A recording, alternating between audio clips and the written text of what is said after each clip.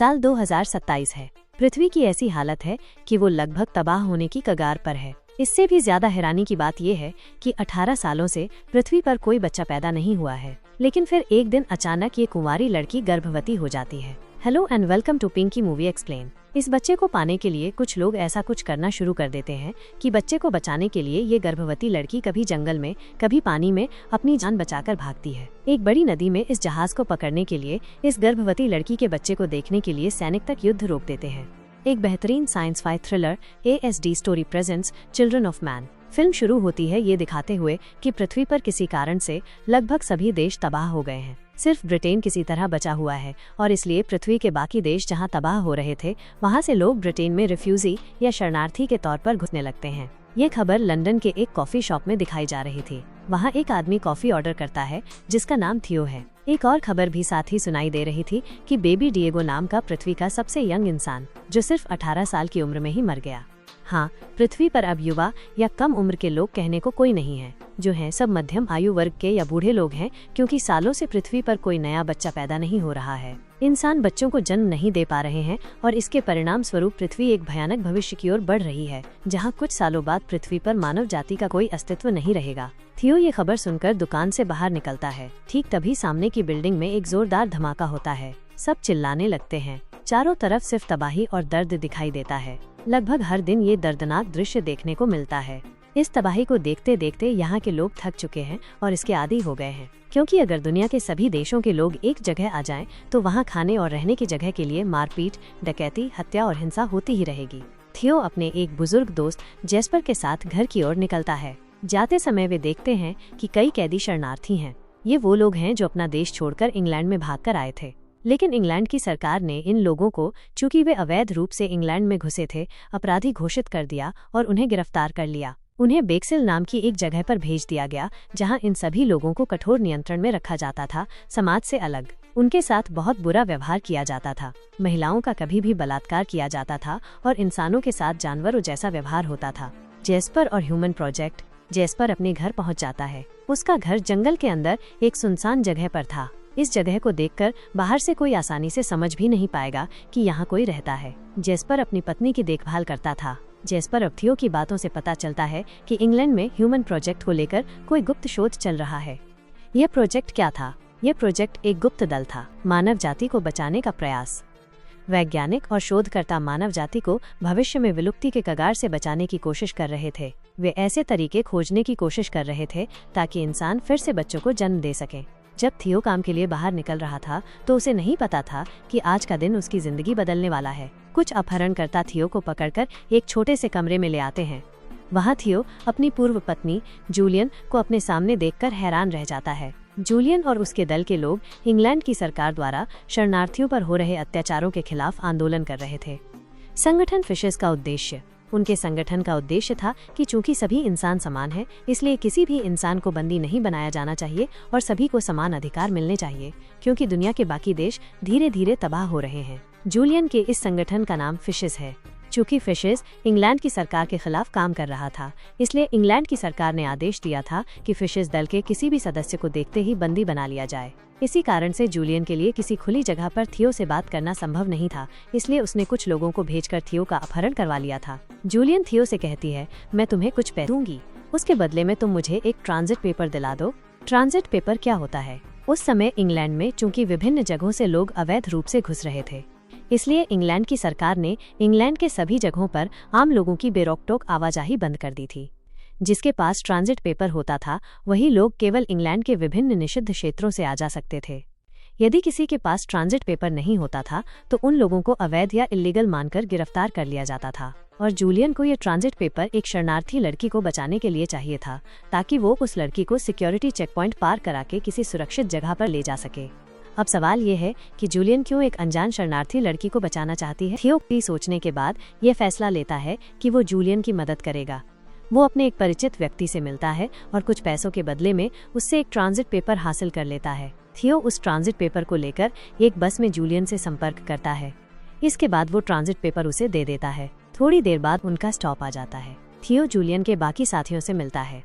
वहाँ ल्यूक नाम का एक व्यक्ति दिखाई देता है जो जूलियन के दल का एक अहम सदस्य है। वह गाड़ी चला रहा था और उसके साथ की नाम की लड़की और उसकी माँ थी कि वही शरणार्थी लड़की थी जिसके लिए थियो ने ट्रांजिट पेपर का इंतजाम किया था।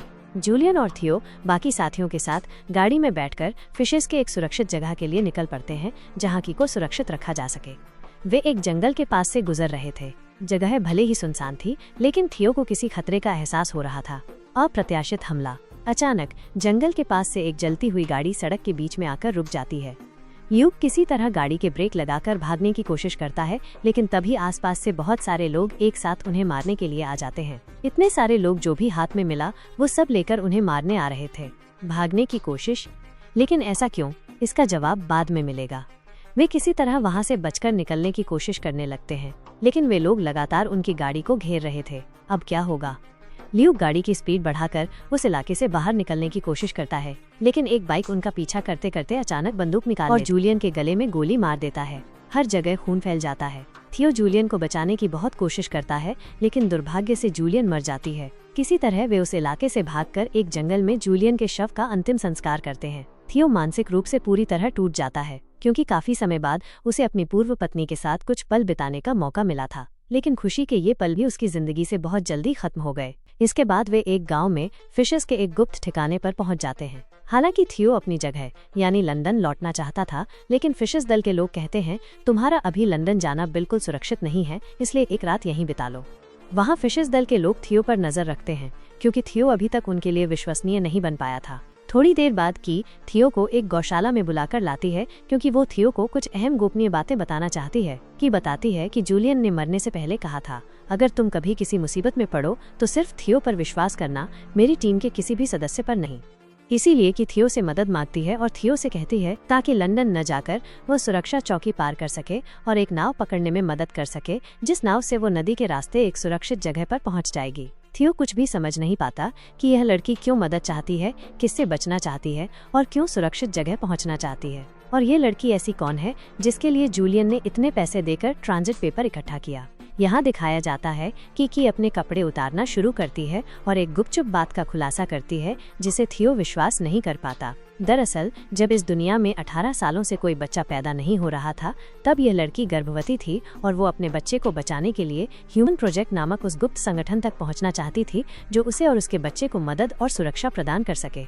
18 साल बाद किसी महिला को गर्भवती देखना थियो के लिए अविश्वास की बात थी, और थियो समझ जाता है कि लड़की ने नाव से जलमार्ग से जाने की बात क्यों कही थी, क्योंकि वो अपने होने वाले बच्चे के साथ जलमार्ग से सुरक्षित रूप से ह्यूमन प्रोजेक्ट तक पहुंचना चाहती थी। खाया जाता है कि रक्षक ही भक्षक बन जाते हैं, क्योंकि फिशेस दल के लोग सब मिलकर चर्चा कर रहे थे बच्चे को आंदोलन का चेहरा बनाने की साजिश। इस लड़की को जल्दी से जलमार्ग के रास्ते ह्यूमन प्रोजेक्ट में न भेजकर क्यों न हम इसे अपने पास ही रख लें। जब बच्चा पैदा होगा तो हम इस बच्चे को अपने आंदोलन का चेहरा बनाएंगे कि हमारा आंदोलन और हमारा दल सही रास्ते पर है, और ये देखकर हमारे दल में शामिल होने के लिए और लोग आगे आएंगे। इसलिए बच्चे को ह्यूमन प्रोजेक्ट के हाथों में न देकर हम बच्चे को खुद ही अपने पास रख लेते हैं और उसे अपने आंदोलन के फायदे के लिए इस्तेमाल करेंगे। लेकिन लड़की किसी की बात नहीं सुनती। वो जूलियन ने उसे जैसा प्लान बताया था, जूलियन की बात मानकर वैसे ही चलना चाहती है। रात को जब सब सो जाते हैं तो थियो को कुछ लोगों की आवाजें सुनाई देती हैं। वो अपने कमरे से बाहर निकलता है। वो छिपकर ल्यूक और उसके साथियों की बातें सुन लेता है और उसे पता चलता है कि ल्यूक का असली मकसद बच्चे को अपने दल में रख लेना है। ल्यूक का विश्वासघात। इसके साथ ही थियो को एक और गोपनीय बात पता चलती है जिसे सुनकर वो चौंक जाता है। उसकी पूर्व पत्नी जूलियन को उस दिन जिन लोगों ने मारा था, उन लोगों को वहां आने के लिए ल्यूक ने ही कहा था, क्योंकि ल्यूक नहीं चाहता था कि जूलियन इस लड़की को बचाकर ह्यूमन प्रोजेक्ट भेज सके, और इसीलिए उस दिन सड़क के बीच में उतने सारे लोगों को तैयार रखा गया था ताकि जब गाड़ी आए तो वे उसे घेर कर जूलियन को मार डालें। अगर आप ध्यान से देखेंगे तो पता चलेगा कि उस दिन हमला करने वालों ने जूलियन के अलावा किसी और को कोई नुकसान नहीं पहुंचाया था, और इससे ये समझ आता है कि ये प्लान ल्यूक का था। थियो ये सुनकर डर जाता है और सीधे उस लड़की और उसकी माँ को सारी बात समझा देता है। वे तीनों वहाँ से भागने के लिए तैयार हो जाते हैं, लेकिन सब कुछ इतना आसान नहीं था, क्योंकि एक तरफ इंग्लैंड की सेना और पुलिस विभिन्न शरणार्थियों को ढूंढ रही थी, और अगर उन्हें यह लड़की गर्भवती हालत में मिल जाती तो वे उसे तुरंत बंदी बना लेते। और दूसरी ओर फिशेस दल यानी ल्यूक और उसके साथियों का डर था, जिनसे थियो को बहुत सावधानी से बचकर निकलना था। थियो सुबह सुबह बाकी सबकी नजरों से बचकर एक गाड़ी लेकर वहां से भाग निकलता है। उन तीनों को एक सुरक्षित जगह की जरूरत थी जहां कोई उन्हें ढूंढ न पाए। वे गाड़ी लेकर तो निकल पड़े, लेकिन ज्यादा देर तक गाड़ी में नहीं रह सकते थे। कहीं न कहीं आश्रय लेना होगा और उसके बाद एक नाव का इंतजाम करना होगा। थियो जैस्पर पर ही सबसे ज्यादा भरोसा करता था। थियो जैस्पर से उन तीनों का परिचय कराता है और की को गर्भवती देखकर जैस्पर हैरान रह जाता है। वो तुरंत उसकी देखभाल की जिम्मेदारी ले लेता है। यहाँ एक बड़ा सवाल ये उठता है कि की गर्भवती तो है, लेकिन उस बच्चे का पिता कौन है? इसका जवाब भयानक है, जो बाद में पता चलेगा। कुछ देर बाद जैस्पर उत्साहित होकर आता है और कहता है, मुझे एक नाव मिल गई है। रिफ्यूजी कैंप का एक सुरक्षा गार्ड, जिसका नाम सईद है, उन्हें बेक्सल तक ले जाएगा। फिर बेक्सल में घुसने के बाद एक नाव का इंतजाम किया गया है। वो नाव जलमार्ग से की को ह्यूमन प्रोजेक्ट तक पहुंचा देगी। अगले दिन सुबह बहुत जल्दी थियो अचानक नींद से जाग जाता है। पूरे घर में जोर जोर से अलार्म बज रहा है। सीसीटीवी देखकर वे समझते हैं कि फिशेस को उनके गुप्त स्थान का पता चल गया है कि वे यहाँ छिपे हुए हैं और अगर वे जल्दी यहाँ से नहीं भागे तो पकड़े जाएंगे। जल्दी जल्दी में थियो उस लड़की और उसकी माँ को लेकर भागने के लिए गाड़ी में बैठ जाता है। जैस्पर उन्हें एक नक्शा देता है और कहता है, इस नक्शे की मदद से लोग सईद से मिलोगे। थियो जैस्पर के घर से निकलकर थोड़ी दूर से छिपकर जैस्पर की ओर देखता रहता है। जैस्पर तब फिशेस जूलियनेरा डाला का सामना कर रहा था और उनसे बात कर रहा था। वे जैस्पर से थियो और उस लड़की के बारे में जानना चाहते थे। जैस्पर अच्छी तरह जानता था कि वो अब नहीं बचेगा और ये भी समझ गया था कि सिर्फ वो ही नहीं, उसकी बीमार पत्नी को भी फिशेस बेरहमी से मार डालेंगे। इसलिए फिशेस के अत्याचारों से बचाने के लिए वो अपनी बीमार पत्नी और पालतू कुत्ते को मार देता है। और उस लड़की के बारे में बहुत कुछ पूछने के बावजूद जब जैस्पर कोई जवाब नहीं देता तो आखिरकार फिशेस जैस्पर को गोली मारकर मार डालते हैं। थियो ये सब असहाय होकर बस देखता रहता है और मानसिक रूप से टूट जाता है। जैस्पर ही उसके जीवन में एकमात्र ऐसा इंसान था जिसे वो दोस्त मानता था, जिसे वो प्यार करता था। जैस्पर की मौत उसे बहुत दर्द देती है, लेकिन ये दुख मनाने का समय नहीं था। इसलिए वो जल्दी से जैस्पर की सलाह याद करके उस लड़की और उसकी माँ को लेकर निकल पड़ता है ताकि वे सुरक्षित रूप से ह्यूमन प्रोजेक्ट तक पहुँच सके। इसके बाद वे एक पुराने स्कूल में जाकर शरण लेते हैं। वहाँ थोड़ी देर बाद उनकी मुलाकात सईद से होती है।